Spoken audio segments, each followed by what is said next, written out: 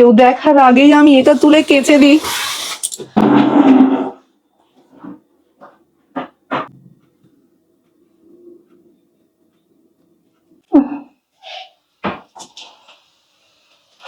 মা,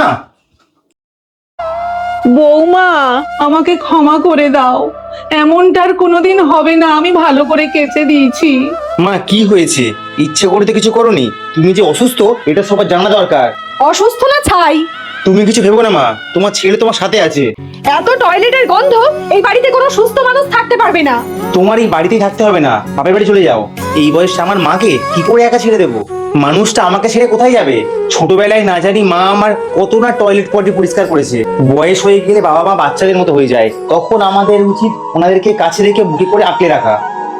দীর্ঘজীবী হ বাবা, আমি তোর আশীর্বাদ করি। কান্না থামিয়ে শাড়িটা চেঞ্জ করে আসুন।